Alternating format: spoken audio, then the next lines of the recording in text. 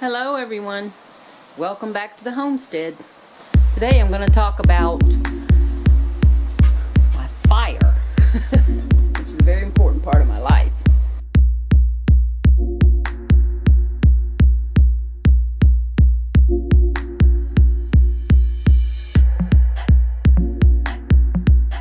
In my fireplace, and I keep this basket. This is the basket I keep by the back door, and keep it filled with wood ready to bring in and burn. I also keep pine cones and bark for helping to start the fire. And I keep these bins full of sticks like this. Here's one waiting to come in. I fill it with sticks, pine cones, bark, dry bark. This is all dry. I keep it dry. And even a corn cob, because corn cobs don't do well on the compost pile.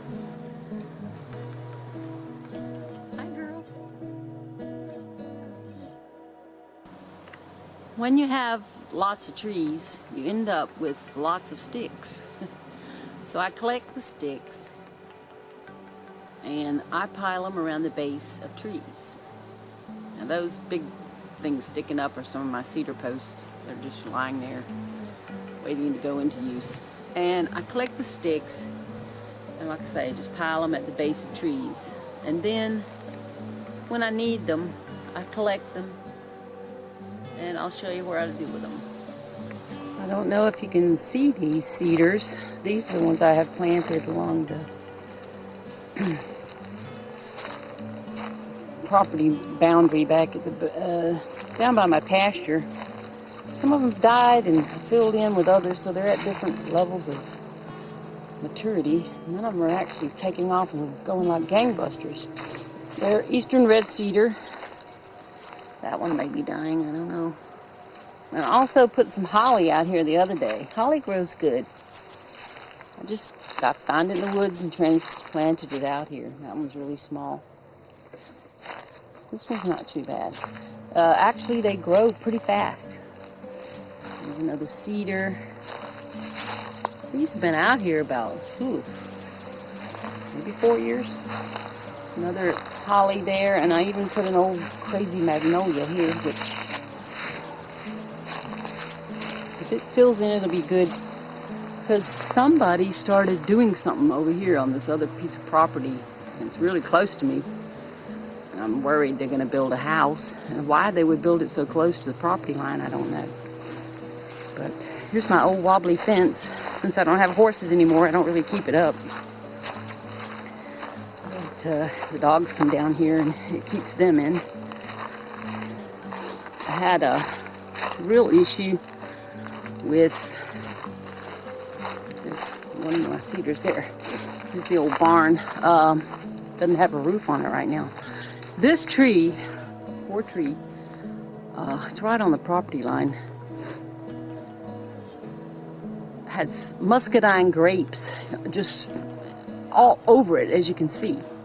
I've been trying to cut it back a little, and I just never really tackled it. And then finally, when the hurricanes came, it blew this tree over.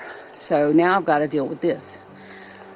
So what I'm going to do is just bring the nippers down here and just start nipping all this vine stuff away. You know, like snipping away at it and dragging it out. I've already done one pile here. And got it started another one right here. Drag it over here and either cut it into smaller pieces or do a burn pile one day after a rain or something. And then the tree itself, I'll probably cut up for firewood. It's right on the line, so I don't know who those new people are. If they wanted it, it seems like they would have already come and cut it up. It did fall onto their side, but I'm going to try to clean it up and get it off my fence. It's horrible. And then I'm going to start working on this fence eventually. Here's another one of my little cedars. This last one in the line, can you see it? I'm going to, these are cedar posts, and they're old. Oh, these have been in here since the 70s, and they're leaning, a lot of them are snapped. So I'm going to get some of those metal posts and just fill in, in between, maybe like two in a big space like this where there's quite a space. And then one where there's needed one there. you know, here, and do the whole back. The rest of the fence is in good shape. It's the back that is really in poor shape.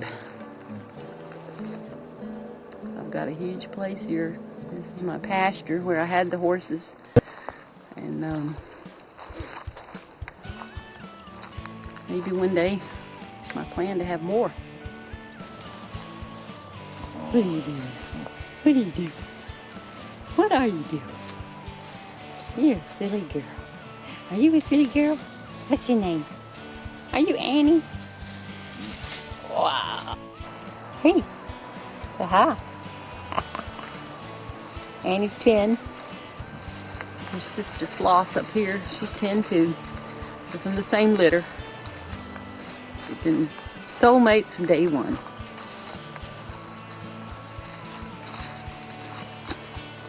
Floss is eating grass, and she's very dirty. She's been rolling in the leaves. So I'd pick up the sticks, take my wheelbarrow, and the bins. I keep lots of these bins. I have had them for years. And some of them, like this pink one, it's hideous, but I picked it up, like, you know, thrown away. Somebody threw it. So I put the bins back here under the eave where they stay dry. All the sticks. I have pine cones, sticks of various sizes, bark that's dry, and more cones. And that's what I put on my fire to get it started. So back here in the chopping station, I've got the block. I have 2 stacks of wood ready to be split, and this is where I keep my split wood. I keep this cover over here to keep it dry when it rains. It blows in here. And these are the ones that are split and ready to go into the basket on the porch. So I sort of have like a assembly line thing going on. I gotta split. All these are me or my son will do it. This is my new chainsaw. I love it. Thank you, sister. It's a Lynx. It's a battery operated, a 40-volt battery. It's a quick charge. It really charges in like an hour. It's really cool. And I saw it, this whole stack right here on one battery. maybe 1.5. I think I topped that off the other day with the rest of that tree. I'm splitting some wood that I just brought back from the clear cut. I've already split all this top layer right here. It's splitting really easy. It's oak. I'm not sure what oak it is. Maybe white oak. I don't really know. Once the leaves are gone, that's how I identify trees. More so by leaves and some of them by bark. But anyway, what I was going to point out is, see, I split this one with the axe, and it didn't go like all the way through. It's partly through. And the axe, and then it opened up too much and the axe fell off. And so in that case, that's when, when I use my splitting wedge. Put the wedge in there.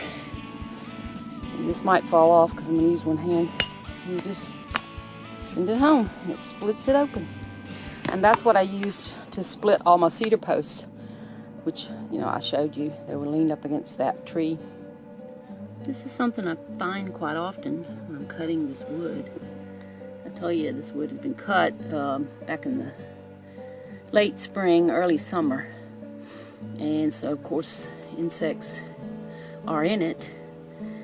You can see, like, places like that, it's where an insect's probably been in there. But here's one. I don't even know if it's still alive. It's not moving. But I've come across these a lot. Let me just see.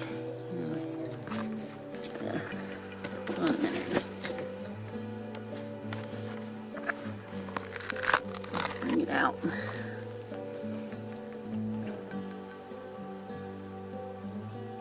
It doesn't really look like it's moving, but this is what I've been finding. And they have this big, kind of a flat head. So I'm hoping, like, I need to look it up.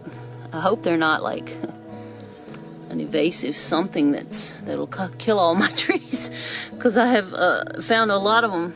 Like I say, they're usually dead in the bark, and I just drop them on the ground.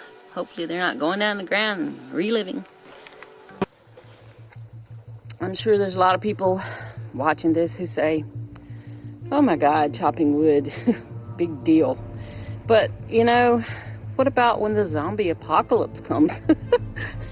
If you don't know how to chop wood until you really have to learn how to chop wood, or how to, you know, cut and store your own wood, then you might be up the old, you know what creek.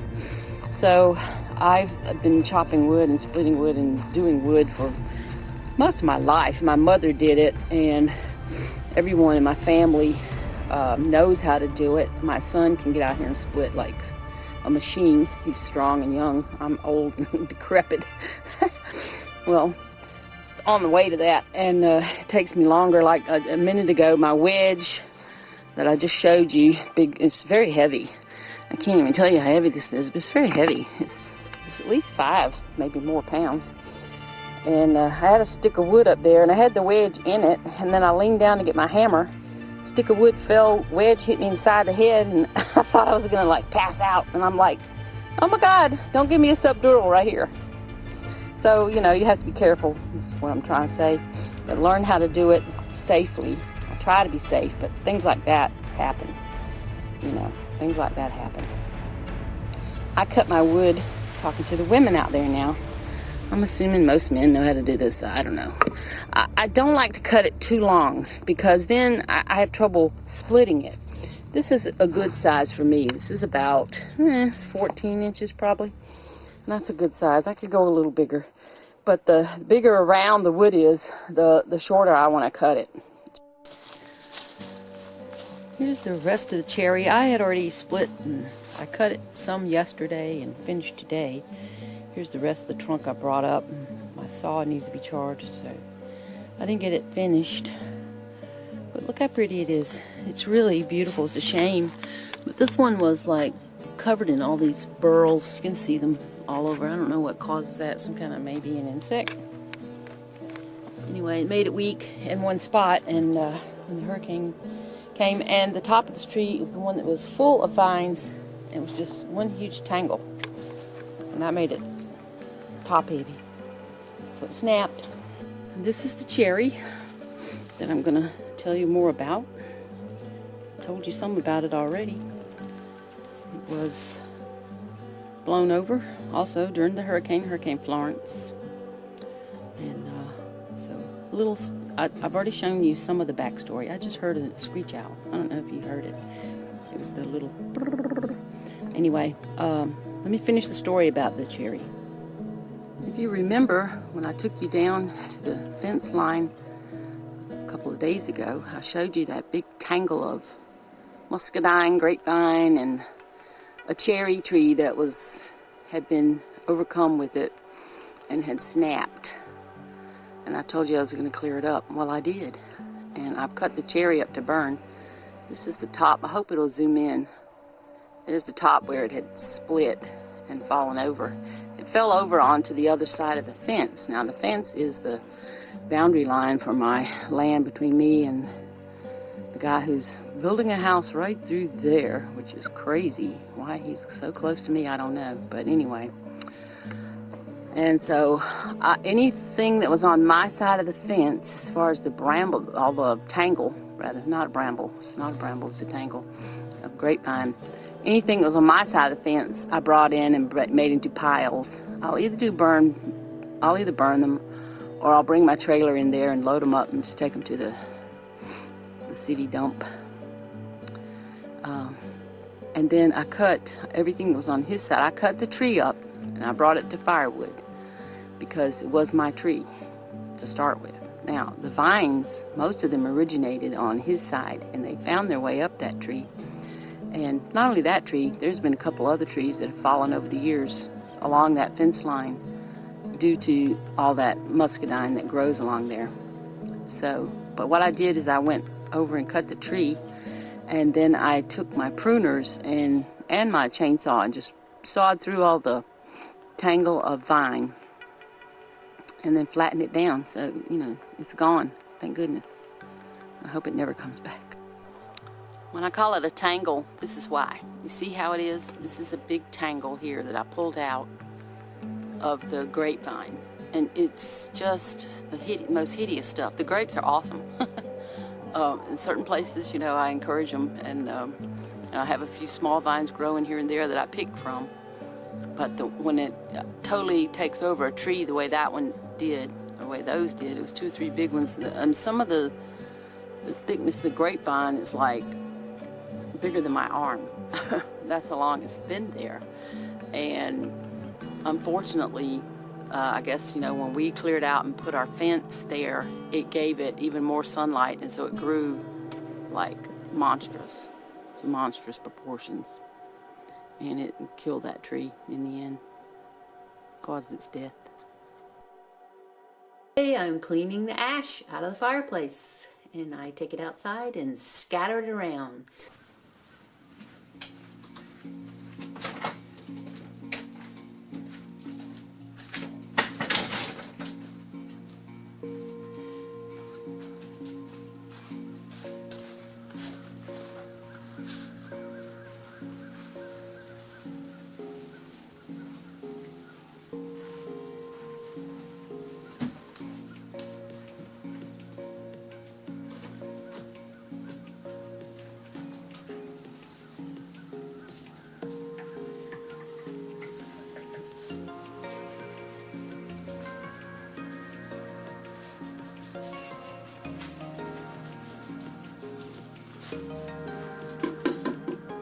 I set my fire up in the evening. Like I said, I leave some ash so it looks kind of dirty, but anyway, it is a fireplace. And I put a layer of paper. I save all my junk mail, old telephone books, because who has a landline phone anymore? I sure don't. And pine cones on the bottom. Then thin stuff like this is some cedar bark. And then twigs that I pick up in the yard.